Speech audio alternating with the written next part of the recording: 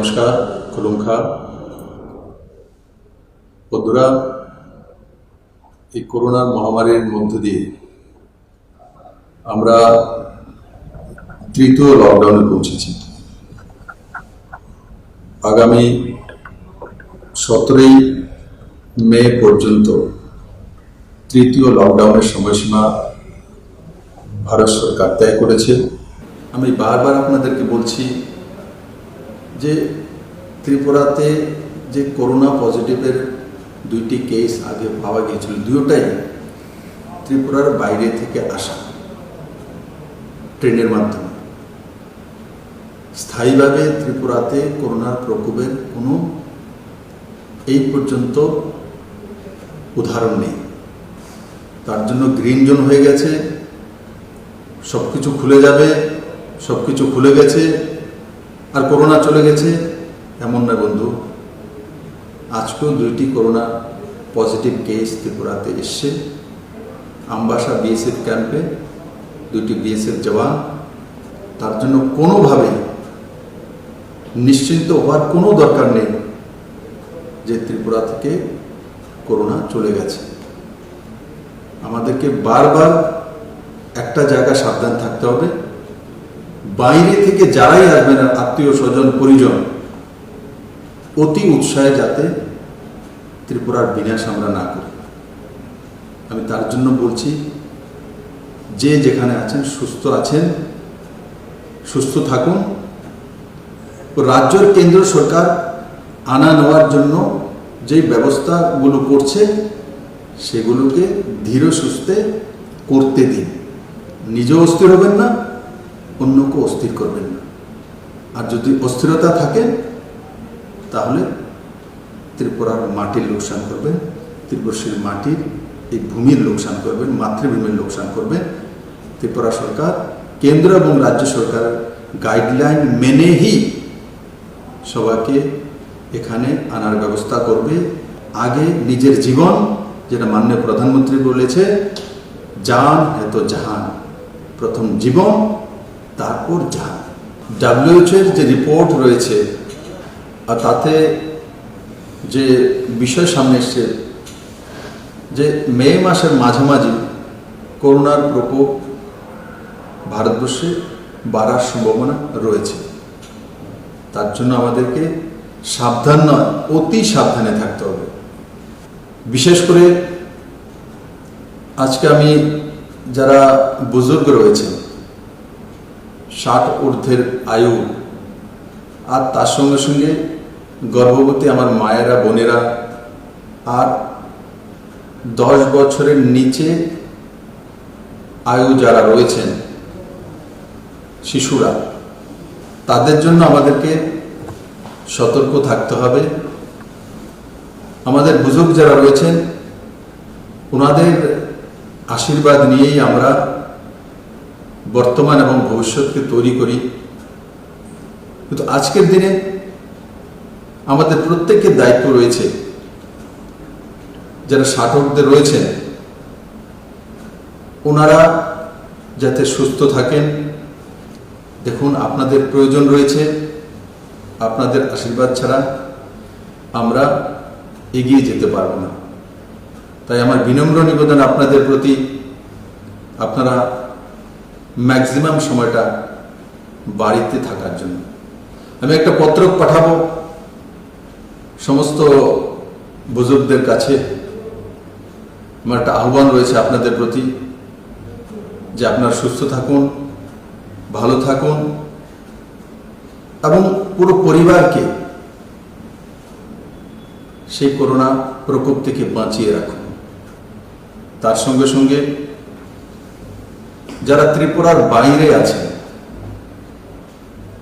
প্রত্যেকের এখন ইচ্ছা হচ্ছে তার ছেলে মেয়ে বাড়িতে ফিরে আসুক, বা মা বাবাকেও বাইরে আছেন ওরা বাড়িতে ফিরে আসুক। ত্রিপুরা সরকার কেন্দ্র সরকারের সঙ্গে এই বিষয়ে বার্তালাপ করেছে, পত্রাচার করেছে। আমরা বিশেষ ট্রেনের জন্য হায়দ্রাবাদ, ব্যাঙ্গালোর, মুম্বাই, চেন্নাই, দিল্লি, কলকাতা, আসাম, যেখানেই রয়েছে ত্রিপুরার যারা স্টুডেন্ট হোক ট্যুরিস্ট হোক, কোনো সংস্থাতে কর্মরত হোক, প্রত্যেককে ত্রিপুরাতে যাতে আসতে পারে আর তার ব্যবস্থা করার জন্য রাজ্য সরকার কেন্দ্র সরকারের কাছে তিনটি লেটার পাঠিয়েছে। তার মধ্যে একটি হচ্ছে পয়েন্ট টু পয়েন্ট ট্রেনের ব্যবস্থা করা, দ্বিতীয় হচ্ছে বিভিন্ন ডিস্ট্রিক্টে আটকে থাকা ভারতবর্ষের বিভিন্ন প্রান্তে ত্রিপুরা সরকারের তরফ থেকে সেখানে ডিস্ট্রিক্ট ম্যাজিস্ট্রেটের সঙ্গে যোগাযোগ করা হয়েছে। আপনাদেরকে বলবো ওখানকার ডিস্ট্রিক্ট ম্যাজিস্ট্রেটের সঙ্গে আপনারা যোগাযোগ করুন, और পাস বা পারমিশন নিয়ে আপনারা নিজস্ব কোনো প্রাইভেট ভেহিকেলকে হায়ার করে বা প্রাইভেট বাসকে হায়ার করে আপনারা ত্রিপুরার জন্য রওনা হতে পারেন। ও সরকার যেটা করছে তাতে খানিকটা সময় লাগবে। আমি আপনাদেরকে বলবো অস্থির হওয়ার দরকার নেই, অস্থির হয়ে কোনো কিছু পাবেন না। ত্রিপুরা তো যারা বসে আছে আপনার আত্মীয় তাকেও হয়রানি করবেন, নিজেরাও হয়রান হবেন। আলটিমেটলি এত তাড়াতাড়ি এই করোনা প্রকোপ এই দুনিয়া থেকে যাবে না যতদিন পর্যন্ত না তার টিকাকরণ না বেরোচ্ছে, ভ্যাকসিনেশন না আসছে।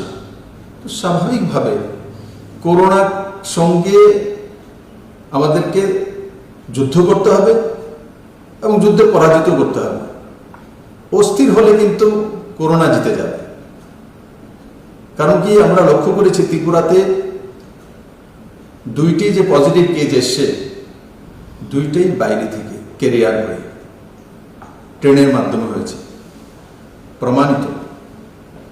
ত্রিপুরার যে লোকাল আমাদের স্থিতি রয়েছে, বাতাবরণ রয়েছে, তার মধ্যে করোনার প্রকোপ আসেনি। যখনই বাইরে থেকে আসছে তখনই তার শিকার ত্রিপুরাবাসী হচ্ছে। তো তার জন্য ত্রিপুরাকে বাঁচিয়ে রেখে এই ব্যবস্থাগুলো আমাকে করতে হবে বা সরকারকে করতে হবে। যেই গুডস বা সামগ্রী নিয়ে ট্রাকগুলো বা লরিগুলো আসে তাদের মধ্যে বড় মাত্রায় ড্রাইভার হেল্পার থাকেন। আপনারা অবগত আছেন চেন্নাই থেকে আমার এক পরিবার চিকিৎসার জন্য গিয়েছিলেন, সেখান থেকে অ্যাম্বুলেন্স হয়ে ত্রিপুরাতে উদয়পুরে পৌঁছেছেন। আর ওনাদেরকে পৌঁছিয়ে দেওয়ার পর ত্রিপুরা সরকার তাদের স্যাম্পল নিয়েছে, যারা যারা এসছেন ত্রিপুরাতে, এবং ড্রাইভারের স্যাম্পল নেওয়া হয়েছে। এবং সেই স্যাম্পল যখন টেস্টিং করা হলো আর তার রিপোর্ট আসলো যে ড্রাইভার চেন্নাই থেকে এসছেন, উনি করোনা পজিটিভ, হেভি পজিটিভ পাওয়া গেল। কিন্তু ওই ব্যক্তি ততক্ষণ পর্যন্ত ত্রিপুরা ছেড়ে ওয়েস্ট বেঙ্গলে পৌঁছে গেছেন। আমরা এখান থেকে খবর দিয়ে ওয়েস্ট বেঙ্গল সরকারকে অবগত করানোর পর ওখানে ওনাকে কোয়ারেন্টাইন করা হয়েছে। তো একবার ভেবে দেখুন, গাড়ি নিয়ে চলে এসছে চেন্নাই থেকে আর সঙ্গে করোনা ভাইরাস তো সঙ্গে নিয়ে এসছে। তো ত্রিপুরাকে তো তার থেকে বাঁচাতে হবে। আর তার জন্য ত্রিপুরা সরকার সিদ্ধান্ত করেছে যারাই driver helper Tripura border cross করবে, যেখান থেকে আসুক পারমিশন নিয়ে, সেই যারা গাড়িতে থাকবে তাদেরকেও কোয়ারেন্টাইনে রেখে 100% স্যাম্পল টেস্ট হবে। স্যাম্পল টেস্ট হওয়ার পর তাকে সেই আইসোলেশন সেন্টারে রাখা হবে। রাখার পর যতক্ষণ পর্যন্ত না তার রেজাল্ট না আসছে, মানে একদিন হোক 2 দিন হোক, তো তাকে সেই আইসোলেশন সেন্টারে ড্রাইভারকেও থাকতে হবে, হেল্পারকেও থাকতে হবে এবং যারা আসছেন তাদেরকেও থাকতে হবে। যখন তাদের রিপোর্ট নেগেটিভ আসবে তখনই তাদেরকে বাড়িতে যাওয়ার পারমিশন দেওয়া হবে। এবং যারা গুডস নিয়ে আসছেন, ট্রাক ড্রাইভার এবং হেল্পার, আগে তার পুরো টেস্টিং হবে, তার রিপোর্ট আসবে, নেগেটিভ হয়েছে তবেই সে ত্রিপুরার অন্য প্রান্তে ট্রাক নিয়ে যেতে পারে। ঠিক বাইরে থেকে যারা আসবে, যারা ট্রাভেলার, যারা ত্রিপুরা টুরিস্ট বাইরে গিয়েছিলেন, যারা চিকিৎসার জন্য গিয়েছিলেন, যারা ছাত্রছাত্রী, যারা বিভিন্ন জায়গায় কর্মরত, তাদেরকে নিশ্চিত আনার ব্যবস্থা সরকার করবে এবং সাহায্য করবে, কিন্তু তাদের সবাইকে ব্যস্ত হলে হবে না। যে ব্যবস্থাটা আমরা করেছি যে রেজাল্ট না আসা পর্যন্ত বর্ডার ক্রস করে তার বাড়ির সীমানা পর্যন্ত পৌঁছে দেবে, তা করতে দেওয়া হবে। বন্ধুরা, যারা আমাদের বর্ডার ফেন্সিং এর ওইদিকে খেতি বাড়ি রয়েছে, তাদের জন্য কালকেই আমি একটা পত্রাচার করেছিলাম মাননীয় গৃহমন্ত্রী মহোদয়কে। কারণ উনি তৎক্ষণাৎ বিএসএফকে নির্দেশিত করেছেন যে এখন যে ফসল ধান বা পাতা ফসল সেখানে রয়েছে, যাদের এই ফসল ত্রিপুরাবাসী, ওনারা যাতে কালেক্ট করতে পারেন এবং কাল্টিভেশন করতে পারেন, আবার ফসল লাগাতে পারেন, তার ব্যবস্থা করার জন্য আজকে নির্দেশিত করা হয়েছে। এবং তাতে 6-7 হাজার কৃষক পরিবার যারা রয়েছেন, যাদের জমি বর্ডারের ফেন্সিং এর ওপারে রয়েছে, গেট খোলার পর ওইদিকে যাবেন এবং নির্দিষ্ট সময়ের মধ্যে নিজের যে কৃষি কাজ সম্পন্ন করে আবার হেলথ ডিপার্টমেন্টের কর্মীরা সেই গেটে থাকবেন, বিএসএফ থাকবেন, অ্যাডমিনিস্ট্রেশনের লোকেরা থাকবেন, তাদেরকে স্ক্যানিং করে আবার এদিকে নিয়ে আসা হবে। এই বিষয়গুলো যারা ফার্মার্স রয়েছেন, যারা কৃষক রয়েছেন, তাদেরকে স্ট্রিক্টলি তা ফলো আপ করতে হবে এবং বিএসএফও সেই দিশাতে কাজ করবে। কারণ কোনো মতেই যাতে আমরা খেতি করার জন্য গেলাম বা ধান কাটার জন্য গেলাম বা আমাদের তরমুজের ক্ষেত্র থেকে তরমুজ কাটার জন্য গেলাম আর গিয়ে বাংলাদেশের লোকেদের সঙ্গে কথাবার্তা বলে আর ওখান থেকে করোনা সংক্রমণ নিয়ে চলে আসলাম, সেটা কোনো মতেই গ্রাহ্য করা হবে না। আর আপনারাও সাবধান থাকবেন এটা যাতে কোনো মতে না করা হয়, না হলে আইন অনুসারে কঠিন ব্যবস্থা ত্রিপুরা সরকার নেবে। ভারত সরকার এবং ত্রিপুরা সরকার যে নিয়ম নীতিগুলো লাগু করেছে তার মধ্যে আপনাদের উপরে ফৌজদারি নিয়ম অনুসারে কেস ধার্য করা হবে। বন্ধুরা, গ্রিন জোন হওয়ার পর ত্রিপুরার যে মার্কেট কমপ্লেক্সগুলো, এগুলো ছাড়া বাকি দোকানপাট খোলা হয়েছে। আজকেই ত্রিপুরা সরকার নতুন নোটিফিকেশন করবে মাস্ক কম্পালসারি। যারাই দোকানে বসবেন মাস্ক পরতে হবে। আর দোকানের সামনে যদি 2 মিটারের দোকানের সামনে হয় তো 2 জন দাঁড়াতে পারবে। 1 মিটারে যদি দোকানের সামনেটা ফ্রন্ট হয় তো 1 জন দাঁড়াতে পারবে। তার জন্য দিশা নির্দেশিকা আজকেই ত্রিপুরা সরকার জারি করবে। এবং যারা মাস্ক দোকান খুলবেন আর মাস্ক পরবেন না, আপনি নিজের সেলফ মেডও করতে পারেন, জল গামছাও লাগাতে পারেন, নিট অ্যান্ড ক্লিন সাদা কাপড় লাগাতে পারেন, কিন্তু মাস্ক পরতে হবে কম্পালসারি। আর না হলে যেখানে ত্রিপুরা সরকার সরকারি ব্যবস্থা এবং পাবলিক সেক্টরের নিয়ম করে চালু করেছে, যারা মাস্ক পরে অফিসে আসবেন না তাদের প্রথমবারে 100 টাকা জরিমানা, দ্বিতীয়বারে 200 টাকা জরিমানা। ঠিক সেভাবে বাজারও যদি মাস্ক, যারা দোকান খুলেছেন মাস্ক যদি না পরেন, যারা পেট্রোল পাম্পে কাজ করেন তারা যদি না পরেন, যারা অটো ড্রাইভার, যারা রিক্সা ড্রাইভার, যারা অন্যান্য ভেহিকেলের ড্রাইভার, কম্পালসারি মাস্ক তাকে পরতেই হবে। এবং এটাও খেয়াল রাখতে হবে যে ওয়াশেবল কিনা। মাস্ক একবার পরলাম, ডেইলি একটাই পরলাম, তাকে রাত্রে একবার ধুয়ে নেওয়া, আর ধুয়ে ফ্রেশ করে তারপর সেটাকে আবার আমরা রিইউজ করতে পারি। তো তার জন্য প্রত্যেক দোকানে তাকে মাস্ক পরতে হবে। আর যে কাস্টমার দোকানে যাবে তাকেও মাস্ক পরতে হবে। আর দোকানদারদেরকে আমি অনুরোধ করব, আপনাদের প্রত্যেকের দোকানে মাস্ক আপনারা বিক্রিও করতে পারেন রেখে, তাতে কোনো অসুবিধা নেই। এবং যদি আপনার দোকানে কেউ চলে এসছে কোনো জিনিসপত্র কেনার জন্য, মাস্ক নেই, তো ওনাকে মাস্ক বিক্রি করে দিন।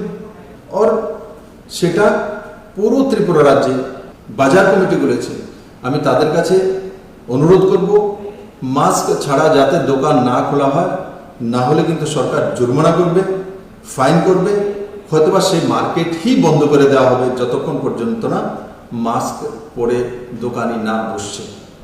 আর তার সঙ্গে সঙ্গে দোকানে মাস্ক পরা হচ্ছে কিনা, সঠিকভাবে ব্যবস্থা হচ্ছে কিনা, সেগুলো দেখার জন্য ভলেন্টিয়ার নিয়োগ করা। বাজারের যে কমিটি আছে ওনাদের মধ্যে থেকে তয় করে নিন ভলেন্টিয়ার। পুলিশ কতদিন আপনাদের কাছে থাকবে? আপনারা আপনাদের 50টা দোকান আছে, 30টা দোকান আছে, সবাই মিলে মান্থলি ভলেন্টিয়ার সিস্টেম চালু করে দিন। তো ভলেন্টিয়ারের মাধ্যমে যারা দোকানে আসছে কাস্টমার, ওনারা কিভাবে দাঁড়াবে, কিভাবে জিনিসপত্র নেবে, কিভাবে দোকান থেকে বেরোবে, সেই গাইডলাইনগুলো ভলেন্টিয়াররা তয় করে নিন বাজার কমিটি মিলে। সেই দিশাতে আমাদের লম্বা সময় কাজ করতে হবে। আমাদের গ্রিন জোনে যেমন প্রাইভেট ভেহিকেল আছে বা বাসগুলো আছে, তো বাসের মধ্যে চলার পারমিশন হয়ে গেছে, কিন্তু তার মধ্যে বাসে যদি 50টি সিট থাকে তো 25টি সিট, মানে একটা গ্যাপিং দিয়ে একটা, তার মধ্যে সিস্টেমেটিক্যালি আমাদের চলতে হবে, নাহলে সরকার তার মধ্যে ফাইন করবে। বা আমাদের ছোট ছোট ভেহিকেল রয়েছে প্রাইভেট, তার মধ্যে কতজন বসবে, তো সরকার নির্ধারিত করতে চলছে 50%, যেটা বাসেও 50%, তো অটো তো সেটা দেখে অটোর সামনে একজন বসবে, তো পিছনে 2 জনের বেশি না। টমটমও ঠিক সেইভাবে সোশ্যাল ডিস্টেন্সিং মেনটেন করে প্যাসেঞ্জারকে বসতে হবে, এবং সেই দিশাতে পুরো ত্রিপুরা রাজ্যকে কাজ করতে হবে। আরেকটা বিষয় আমি আপনাদের সঙ্গে শেয়ার করতে চাইছি। সমস্ত অ্যাডমিনিস্ট্রেশনকে বলে দেওয়া হয়েছে, তবুও আমি আবার বলবো যে উজ্জ্বলা যোজনায় 2,75,000 বেনিফিশিয়ারি ত্রিপুরাতে রয়েছে। তার মধ্যে বড় মাত্রায় উজ্জ্বলা যোজনার বেনিফিশিয়ারি আমার যে বোনেরা রয়েছেন, তাদের সেই অ্যাকাউন্টগুলি ইনঅ্যাক্টিভ হয়ে গেছে। রাজ্য সরকার দিশা নির্দেশিকা জারি করেছে, যাদের গ্যাস এজেন্সি রয়েছে ওনারাই গ্যাস সিলিন্ডার নিয়ে সেই 2,75,000 পরিবারের কাছে পৌঁছে দেবেন এবং ইনঅ্যাক্টিভ অ্যাকাউন্টগুলিকে অ্যাক্টিভ করবেন, এবং ওনার অ্যাকাউন্ট থেকে গ্যাস এজেন্সির যে অ্যাকাউন্ট আছে তার মধ্যে যে পয়সা টাকা ট্রান্সফার হবে। এই সবগুলো কাজ গ্যাস এজেন্সিকে করতে হবে। এর জন্য রাজ্য সরকারের food and civil supply department নির্দেশিকা জারি করেছেন। যেই গ্যাস এজেন্সি সেই নির্দেশিকা পালন না করবেন তার উপর কড়া কার্যবাহী হবে, কড়া কার্যবাহী হবে। তার জন্য আমি সমস্ত ডিএমদেরকে, এসডিএম, বিডিও, বিভিন্ন নির্বাচিত প্রতিনিধি ও সর্বোপরি খুদ গ্যাস এজেন্সির মালিককে আমি আহ্বান করব যে এই 2,75,000 পরিবারের কাছে যাতে 3টি সিলিন্ডার 3 মাসে পৌঁছানোর যে পরিকল্পনা কেন্দ্র সরকার করেছেন, সেটা যাতে সঠিক সময়ে সঠিকভাবে তার বাড়িতে পৌঁছে যায়। বন্ধুরা, আমাদের প্রাইমারি সেক্টরগুলো যেমন agriculture, horticulture, animal husbandry, poultry, goatery, floriculture এবং তার সঙ্গে সঙ্গে যে ছোট ইন্ডাস্ট্রিগুলো আমরা কাজ করতে শুরু করেছি। আমি আবারও সমস্ত ত্রিপুরাবাসীকে, আর বিশেষ করে এই ক্ষেত্রের সঙ্গে যারা রয়েছেন তাদেরকে আমি বলবো যে আপনারা কিভাবে 2 গুণা, 3 গুণা, 4 গুণা ফসল ফলানো যায়, বা সেই প্রাইমারি সেক্টরগুলোর মধ্যে আমরা কাজ করছি ফিশারিতে 3 গুণা মাছ উৎপাদন করা যায়, 2 গুণা যে পোলট্রি আমরা কাজ করছি কিভাবে 2 গুণা করা যায়, সেই বিষয়ে রাজ্য সরকারের যে আধিকারিক রয়েছেন তাদের সঙ্গে আলোচনা করে তৎক্ষণাৎ সিদ্ধান্ত করে কাজ শুরু করে দিন। আপনারা হয়তো বা অবগত নেই, ত্রিপুরার যে ট্যাক্স রেভিনিউ কালেকশন এপ্রিল মাসে 200 কোটি টাকা ট্যাক্স রেভিনিউ কালেকশন হওয়া উচিত ছিল, আর এপ্রিল মাসে মাত্র হয়েছে 20 কোটি টাকা, মানে মাত্র 10%, 90% নেই। নন ট্যাক্সেবল যে ইনকাম সেটা 25 কোটি টাকা হওয়া উচিত ছিল, সেটা মাত্র হয়েছে 15 কোটি টাকা। তো আপনাদের বুঝতে অসুবিধা হচ্ছে না যে সরকারের ট্যাক্স কালেকশন কম হচ্ছে, মানে 90% ট্যাক্স রেভিনিউ কালেকশন হচ্ছে না। আর নন ট্যাক্সেবল যে সেক্টর রয়েছে সেখানেও মাত্র 50% কালেকশন হচ্ছে, 50% কালেকশন হচ্ছে না।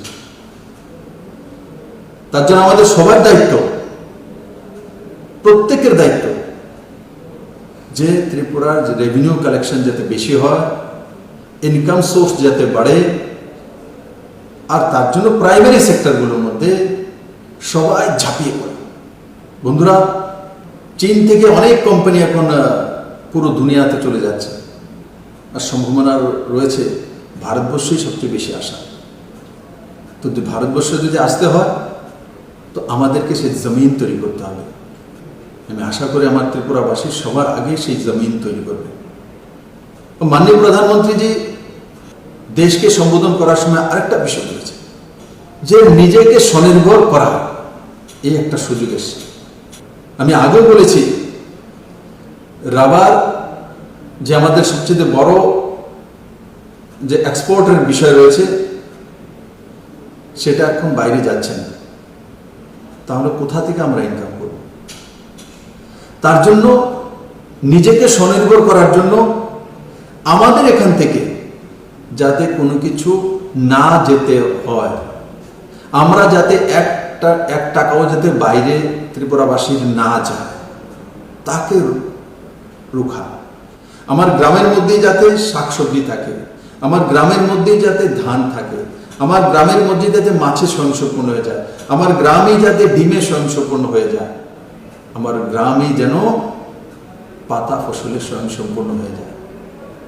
আর প্রত্যেকটি বাড়ি যদি গ্রামীণ বাড়িগুলো বিশেষ করে যে তয় করে নেয় যে আমার বাড়ির 3 গন্ডা জায়গা আছে ও তার মধ্যে সমস্ত পাতা ফসল আমি আবার লাগিয়ে দেব, যে সিজনে যেটা আমি আর বাজার থেকে ক্রয় করব না, বরং বাজারে বিক্রি করব, তাহলে আপনি তো স্বয়ংসম্পূর্ণ সবজি তো হলেন, আবার বাজারও বিক্রি করার ব্যবস্থা করে দেবেন। যারা মাছের চাষ করেন যে না আমাদের গ্রামের কোনো লোক মাছ ক্রয় করে খাবে না, খাবে তো এই গ্রামের মাছই খাবে, তবে আপনার গ্রাম স্বয়ংসম্পূর্ণ হয়ে গেল মাছে। এই কাজগুলো আমাদেরকে করোনা প্রকোপ থেকে আমরা শিখেছি, তো আমি আশা করি আমার ত্রিপুরাবাসী মাননীয় প্রধানমন্ত্রী যে মার্গদর্শনটা করেছেন যে নিজেদের পরিবারকে স্বয়ংসম্পূর্ণ করা, নিজেরা কিভাবে বেঁচে থাকতে পারি তার সাধন নিজেরাই তৈরি করা, অন্যের উপর নির্ভরশীলতা থেকে বেরিয়ে আসা। ত্রিপুরা কেন্দ্র নির্ভরশীল রাজ্য, এবার আমাদের কাছে সুযোগ যে আমরা পরনির্ভরশীলতা থেকে বেরিয়ে স্বনির্ভর ত্রিপুরা তৈরি করার রাস্তা তৈরি করতে পারি। বন্ধুরা, এই করোনা প্রকোপের মধ্যেও দেখুন ত্রিপুরার অগ্রগতির যাতে না রুখে মাননীয় প্রধানমন্ত্রীজি সাবরুমে লজিস্টিক হাবের জন্য এডিবি স্যাংশন দিয়েছেন লোনে। এডিবি ডিপিআর চাইছে ত্রিপুরা সরকারের তরফ থেকে যে সাবরুমে লজিস্টিক হাব হবে। তার মানে ত্রিপুরা কোনোভাবেই শিল্পেও পিছিয়ে যাচ্ছে না, বিজনেসও পিছিয়ে যাচ্ছে না। যেই গতি নিয়ে ত্রিপুরা কাজ করা শুরু করেছে সেই গতিকে ধরে রেখেছে, কিন্তু লকডাউনের কারণে আমাদের ইনকাম কমেছে। আমরা ঘর থেকে বেরোতে পারিনি 1-1.5 মাস। তার ফলে যেখানে যেখানে আমাদের ইনকামের স্রোতগুলি রয়েছিল সেগুলো শিথিল হয়ে গেছে, সংকুচিত হয়ে গেছে, কিন্তু আমরা এখন গ্রিন জোনে চলে এসেছি। আর তার জন্য সবাইকে মিলেমিশে আজকে আমাদেরকে সেই কাজটা করতে হবে। বন্ধুরা, আমি আশা করি আপনারা যে যে দিশা নির্দেশিকা কেন্দ্র সরকার এবং রাজ্য সরকার লাগু করেছে সেগুলো সঠিকভাবে পালন করবে, সঠিকভাবে। না হলে যে কোনো সময় ত্রিপুরার লোকসান হতে পারে। আমি আপনাকে বলবো, যে কোনো সময়। এখন বাইরে থেকে যখন আমার ত্রিপুরাবাসীরা আসবে তখন তার সঙ্গে ড্রাইভারও আসবে, তার সঙ্গে হেল্পারও আসবে। এগুলোর থেকে আমাদের সাবধান থাকতে হবে। সরকার তো সব ইনিশিয়েটিভ নেবে, কিন্তু আমাদেরও জাগরুক থাকতে হবে। আর বিনা প্রয়োজনে রাস্তাতে না বেরো। আজকে নির্দেশিকা যাচ্ছে বিনা প্রয়োজনে কোনো ব্যক্তি যদি রাস্তায় হাঁটছে বা বাজারে ঘুরছে তার উপর জরিমানা হবে, তার উপরে কেস হবে। প্রয়োজন ছাড়া রাস্তায় না বেরোনো। এখনো লকডাউন লাগু আছে, আর লকডাউন না থাকলেও যতদিন পর্যন্ত করোনার প্রকোপ রয়েছে, যতদিন পর্যন্ত ভ্যাকসিনেশন না বেরোবে ততদিন পর্যন্ত আমাদেরকে এগুলো পালন করতে হবে। সোশ্যাল ডিস্টেন্সিং মেনটেন করতে হবে, মাস্ক পরতে হবে। আর তার সঙ্গে সঙ্গে যে দিশা নির্দেশিকা অনুসারে আমরা অটোতে চলবো, তো অটোতে সামনে অনলি ড্রাইভার থাকবে, পেছনে 2 জন বসবে। আর যেগুলো বাসেস রয়েছে 50% অকুপাই হবে, 50% খালি রাখতে হবে। আর অন্যান্য প্রাইভেট ভেহিকেল যেটা আছে সেটা তো তেমন, সামনে অথবা 4 হুইলার ড্রাইভার চালাচ্ছেন, যেই চালক আর তার সঙ্গে পেছনে 2 জন বসবে, এবং সেই অনুসারে ত্রিপুরা সরকার দিশা নির্দেশিকা জারি করবে। আমি আশা করি সমস্ত ত্রিপুরাবাসী সাবধানতার সঙ্গে সেগুলো পালন করবেন। আবারও আমি যারা ত্রিপুরার বাইরে আছেন তাদেরকে ত্রিপুরাতে ফিরিয়ে আনার জন্য আমরা ভারত সরকারের সঙ্গে আলোচনারত আছি। আর সঙ্গে সঙ্গে ট্রেন, বাস ও প্রাইভেট ভেহিকেল কিভাবে আনা যায়, ওই ডিস্ট্রিক্টের যে কনসার্ন ডিএম আছে তাদের সঙ্গে আলোচনা করে ত্রিপুরা সরকার খুব কম সময়ের মধ্যে যাতে আপনারা আপনাদের নিজ নিজ স্থানে ফেরত আসতে পারেন তার ব্যবস্থা কর্মরত রয়েছে। আমি আশা করি খুব কম সময়ের মধ্যে আপনারা ত্রিপুরা নিজ নিজ বাড়িতে ফেরত আসতে পারবেন। কিন্তু আমি আবারও বলবো, ওখানে থেকে প্যানিক না হওয়া, ওখানে থেকে হয়রান না হওয়া, ওখানে থেকে ফ্রাস্ট্রেশনে না ভোগা। আর মনে রাখতে হবে, খেয়াল রাখতে হবে, যদি আমি ব্যাঙ্গালোরে চাকরি করে থাকি বা চেন্নাইতে চাকরি করে থাকি, আমার কর্মসংস্থান সেখানে। আজকে না হোক 1 মাস পরে, 2 মাস পরে আমাকে আবার ফেরত ওখানে যেতে হবে, কারণ আমার সোর্স অফ ইনকাম সেখানে রয়েছে। তার জন্য প্যানিক হয়ে ছেড়ে দিলাম সেটাই কিন্তু অন্তিম বিষয় নয়। আমার কর্মস্থল, আমার কর্মক্ষমতা, আমার ইনকাম সোর্স, সেটা হচ্ছে সবচেয়ে। তাহলে কি করতে হবে? হুমেজিক্যালি কোনো কাজ না করা। হুমেজিক্যালি কাজ সবসময় লোকসান দেবে। তার জন্য মাথা ঠান্ডা রেখে সুস্থভাবে চিন্তা ভাবনা করে কাজ করা। কারণ কি, কালকে আমি দেখেছি ব্যাঙ্গালোরে মেট্রো ট্রেনের কাজ শুরু হয়ে গেছে। তো এখন মেট্রো ট্রেনের মধ্যে যারা ইঞ্জিনিয়ার রয়েছেন যারা কাজ করা শুরু করে দিয়েছে, যারা লেবার রয়েছেন কাজ করা শুরু করে দিয়েছে। তো কাজ যখন শুরু করেছে, তো যারা বাইরে থেকে আছেন তো এনারা কাজ করবেন, তবেই কাজটা শুরু করতে পারবে। আমাদের ত্রিপুরাতে এমন আছে, অনেক মাইগ্রেন্ট রয়েছেন, তাদেরকে দিয়ে আমাদের বিল্ডিং কনস্ট্রাকশন শুরু হয়ে গেছে। আমাদের 1800 কোটি টাকার NH এর কাজ, ন্যাশনাল হাইওয়ের কাজ টেন্ডার হয়ে গেছে, সেগুলো কাজ শুরু করতে চলছি আমরা। আমাদের বিভিন্ন টোটাল ইনফ্রাস্ট্রাকচার শুরু করতে চলছি। আপনারা আগরতলা শহরে বেরিয়ে দেখুন যে স্মার্ট সিটির কাজ শুরু হয়ে গেছে, ড্রেনের কাজ শুরু হয়ে গেছে, পুকুরের কাজ শুরু হয়ে গেছে। তো এই কাজগুলো কে করছে? এখানেও বাইরের মাইগ্রেন্ট লেবার রয়েছে, এরাই কাজ করছে। এদের জন্য ত্রিপুরা সরকার ব্যবস্থা করেছে, খাওয়া দাওয়া, এক্সট্রা পয়সা দেওয়া, সেটা করেছে। ঠিক আমাদের যারা বাইরে রয়েছেন তাদের জন্য ওইসব রাজ্য সরকার করছে, বা কোনো কোনো রাজ্য সরকার করতে গিয়ে কিছু কিছু ঝামেলা হচ্ছে। কারণ মহারাষ্ট্র, মুম্বাই বড় সিটি, বড় মাত্রা বাইরের লোক আছে, লাখো লোক রয়েছে, কোটি কোটি লোক রয়েছে ব্যাঙ্গালোরে, হায়দ্রাবাদে, চেন্নাইতে, দিল্লিতে, কলকাতাতে। তো স্বাভাবিকভাবে ভলিউম যখন বেশি হয় তখন তাকে ব্যবস্থা আনতে সময় লাগে।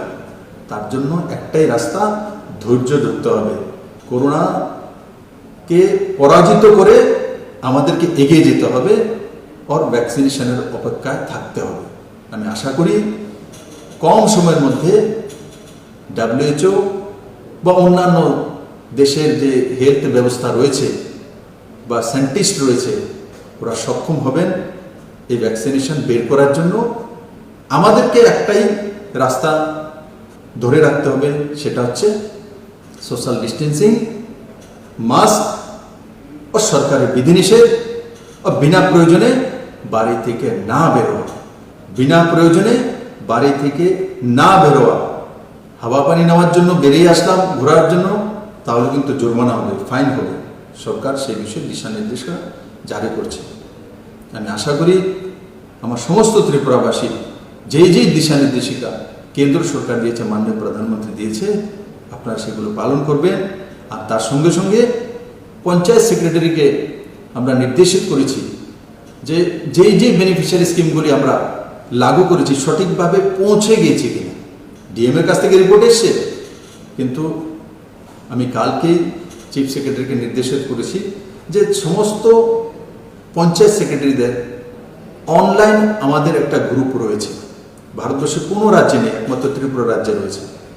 তার জন্য পঞ্চায়েত সেক্রেটারিদেরকে দায়িত্ব দেওয়া হয়েছে আগামী 3-4 দিনের মধ্যে যেই 16টা স্কিম থেকে আমরা বিভিন্ন বেনিফিশিয়ারি স্কিমের ক্যাশ ট্রানজ্যাকশন হোক, আর ফ্রি চাউলের ব্যবস্থা হোক, রেশনিংয়ের ব্যবস্থা হোক, সেগুলো যে গিয়েছে সঠিক গিয়েছে কিনা, কে কে পায়নি, কে কে পেয়েছে, সমস্ত ডেটা অনলাইনে মেইল করে ত্রিপুরা সরকারের কাছে সেন্ট্রালাইজ পৌঁছে দেওয়ার জন্য নির্দেশিত করা হয়েছে। আর বিভিন্ন জায়গাতে যে জলের কিছু সমস্যা রয়েছে তারও আমরা রিপোর্ট তলব করেছি। আর এই 1.5-2 মাসের মধ্যে অনেক টিউবওয়েল, ডিপ টিউবওয়েল এগুলোকে আমরা রিপেয়ার করেছি, এবং কিছু বাকি রয়েছে সেগুলোও রিপেয়ার করে যাতে শুদ্ধ পানীয় জল প্রত্যেক গ্রামে, প্রত্যেক গ্রামবাসীর কাছে পৌঁছে যেতে পারে, সেই দিশাতেও রাজ্য সরকার কাজ করছে। দেশে ক্রাইসিস চলছে, দুনিয়াতে ক্রাইসিস চলছে, ডিজাস্টার চলছে। যখন ক্রাইসিস হয়, যখন ডিজাস্টার হয়, তো সব কিছু সঠিক হয় না, তবেই তো তার নাম ক্রাইসিস। যখন ক্রাইসিসে আমরা মেনে নিয়েছি, ক্রাইসিসই বলছি, তাহলে আশাও না করা যে 100% সব কিছু সঠিক হবে। আমি আশা করি আমার সমস্ত ত্রিপুরাবাসী সে বিষয়ে অবগত আছেন। আর আপনারা যেভাবে মাননীয় প্রধানমন্ত্রীদের সাথ দিয়েছেন এবং একে অপরকে সাহায্য করেছেন, আগামী দিনগুলোতেও আপনারা ঠিক সেভাবে কাজ করবেন, ত্রিপুরাকে এগিয়ে নিয়ে যাবেন। আর সঙ্গে সঙ্গে নিজের ঘরের বুজুর্গদের খেয়াল রাখা, ওনারা যাতে সুস্থ থাকেন। যারা 10 বছরের নিচে শিশু রয়েছেন, যারা গর্ভবতী আমার বোনেরা রয়েছেন, তাদের প্রতি সবচেয়ে বেশি দৃষ্টি দেওয়া, এবং সবাইকে নিয়ে আমরা এই করোনাকে পরাজিত করে এগিয়ে যাব। এটাই আপনাদের প্রতি আমার বিনম্র নিবেদন থাকবে। সবাইকে অনেক অনেক